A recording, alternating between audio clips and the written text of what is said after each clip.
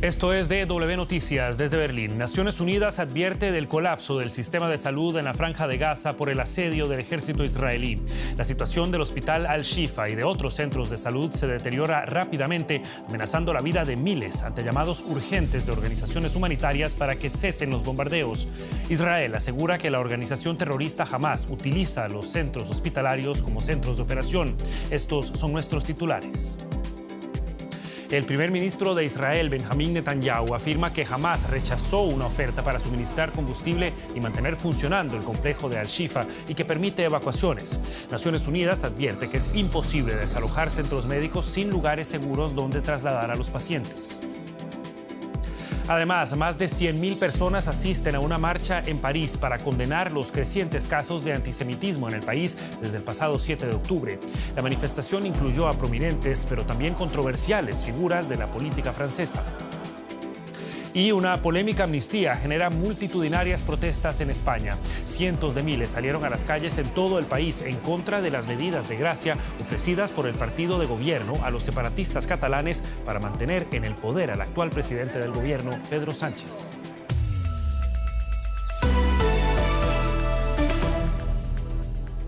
Los saluda Javier Arguedas. Gracias por informarse con nosotros. Los bombardeos y los intensos combates entre tropas israelíes y las milicias islamistas de Hamas en torno a los hospitales de Gaza hacen temer por la vida de miles de civiles y pacientes atrapados en una situación crítica, sin agua, alimentos ni electricidad. Los médicos reportan varias muertes, incluyendo bebés prematuros y una persona en cuidados intensivos en el complejo de Al-Shifa, el mayor de Gaza. Allí, según fuentes del Ministerio de Salud, en manos de Hamas, se encuentran unos 40 recién nacidos en incubadoras, además de 650 enfermos y unos 15.000 desplazados que buscaron refugio en este centro médico. Esta misma fuente asegura que los ataques israelíes destruyeron el edificio de cardiología.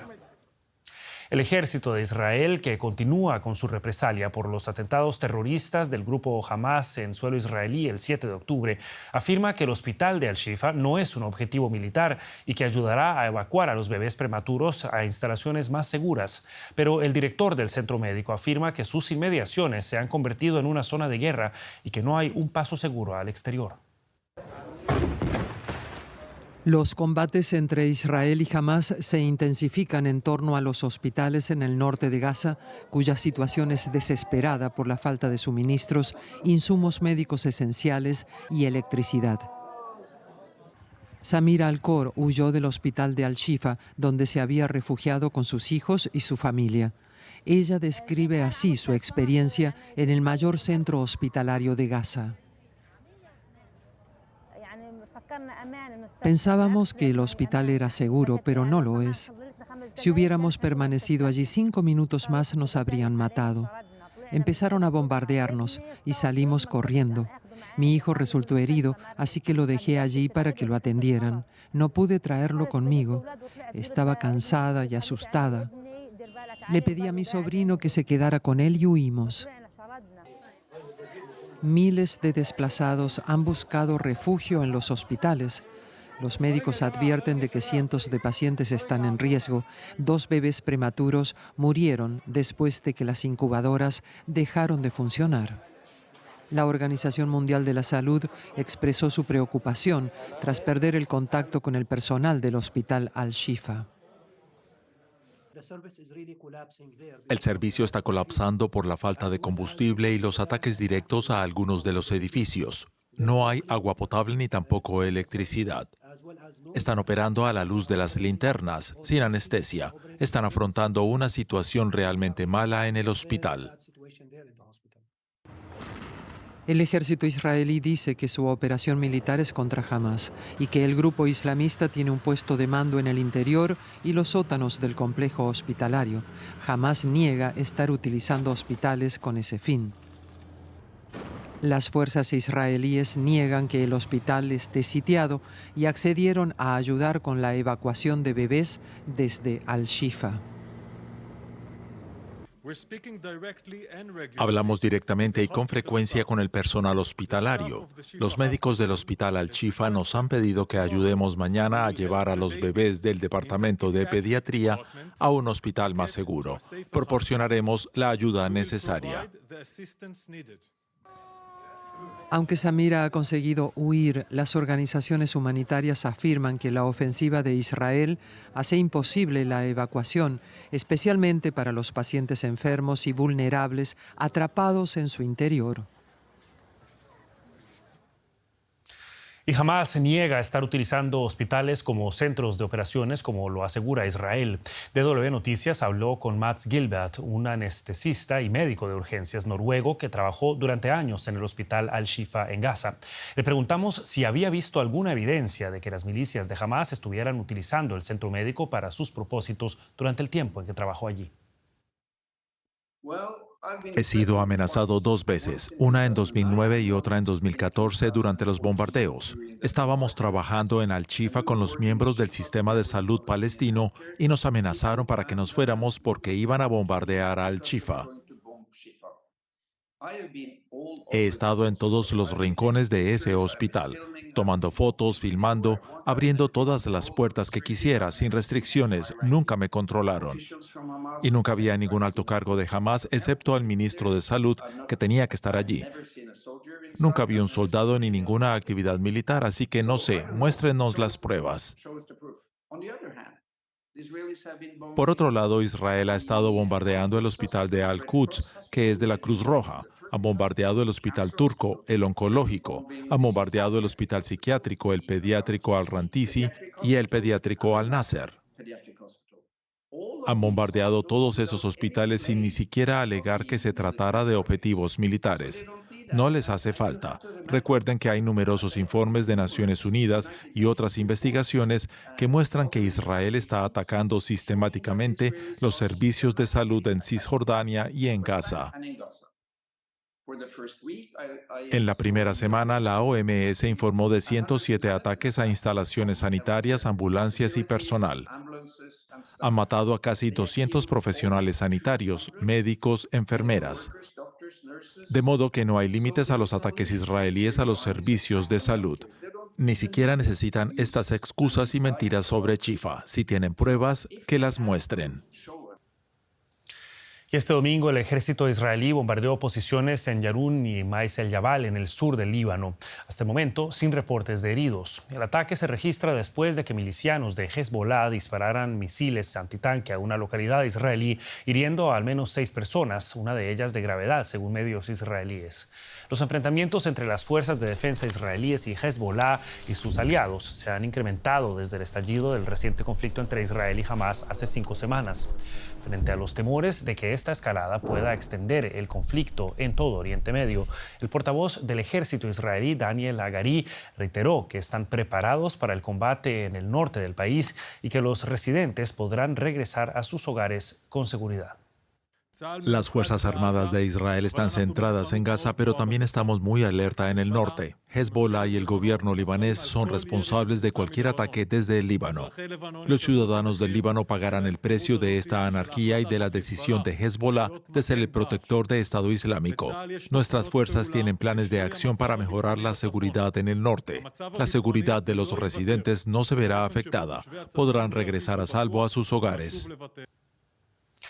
Y después de varias semanas atrapados en la Franja de Gaza, un grupo de 32 brasileños finalmente logró cruzar la frontera a Egipto y se aseguró su regreso a Brasil sin más contratiempos. La Embajada de Brasil en El Cairo, el presidente Lula da Silva y el canciller Mauro Vieira trabajaron en la compleja operación de repatriación. Según el canciller, el gobierno mantuvo conversaciones de alto nivel con más de 8 países para gestionar la salida del grupo y destacó el apoyo clave de Qatar. Esta operación se suma a varias repatriaciones anteriores que han logrado llevar a casa a 1.477 ciudadanos de Brasil. A cientos de miles de españoles se congregaron a lo largo y ancho del territorio nacional para protestar contra una amnistía a los separatistas catalanes. El presidente del gobierno español, Pedro Sánchez, del Partido Socialista, ofreció la amnistía a los condenados por el intento de secesión de Cataluña de España en el año 2017 a cambio del apoyo político para poder formar un gobierno. Sánchez requiere los votos en el Parlamento para mantenerse en el poder. El conservador Partido Popular, el PP, convocó esta gran manifestación en Madrid. Según los organizadores, 500.000 de personas protestaron contra la amnistía propuesta por el presidente en funciones. El líder del PP demanda nuevas elecciones.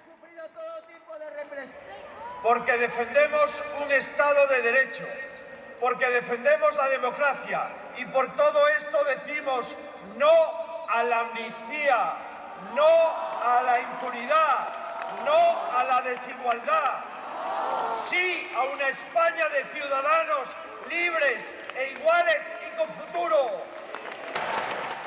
El presidente del gobierno en funciones, Pedro Sánchez, ofreció la amnistía a 2 partidos separatistas catalanes implicados en una fallida declaración de independencia en 2017.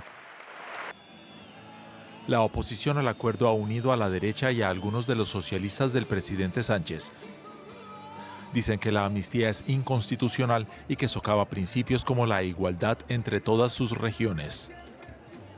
Me parece un error, me parece que está haciendo españoles de primera, españoles de segunda y que es una falta de libertad, de justicia y de bienestar social.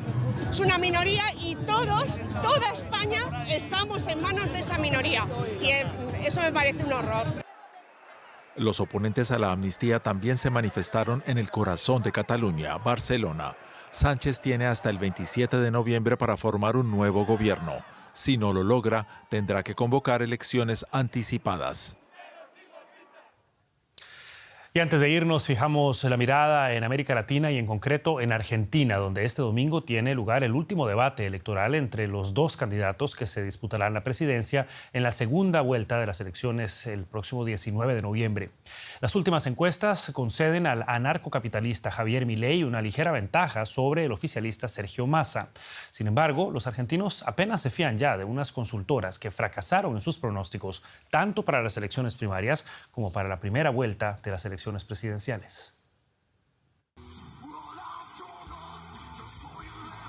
Por un lado, el populista ultraliberal Javier Milei, economista que propone dolarizar la economía y recortar el gasto estatal. Y por el otro, Sergio Massa, peronista y candidato oficialista de un gobierno fuertemente lastrado por la enorme inflación, una recesión inminente y una reciente crisis del combustible. Ambos llegan al último debate antes de que el próximo domingo se celebre el balotaje del que saldrá el próximo presidente argentino. Tras errar flagrantemente en sus predicciones para las últimas 2 citas electorales, las consultoras argentinas se muestran más bien cautas. Si las elecciones fuesen hoy, ganaría Milei, con los números que manejamos hoy, pero bueno, creo que uno tiene que considerar lo que pasó en la elección primaria, en la elección general, movimientos de 4 o 5 puntos en la última semana. Argentina acostumbrada a la sorpresa electoral, Argentina acostumbrada a la volatilidad de un voto en el último tramo. Por su parte, los argentinos parecen más preocupados por votar en contra que a favor de una propuesta política. Hay un 30 y pico % de los que votan a cada uno de los candidatos que me dicen, no voto porque me gusta este candidato, sino que lo voto a este porque no quiere que gane el otro. Es decir, que hay un porcentaje muy importante del electorado que va a buscar el que considera el mal menor.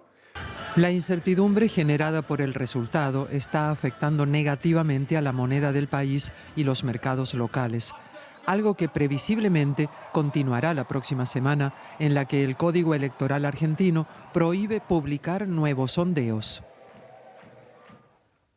Y por supuesto, seguiremos dando seguimiento a todo el proceso electoral en Argentina aquí en DW Noticias. Esto es todo por esta edición. Muchas gracias por habernos acompañado. Recuerden que pueden mantenerse al tanto de la actualidad en todo momento en nuestro sitio de internet, la dirección como siempre dw.com, o buscarnos en nuestras redes sociales como DW Español.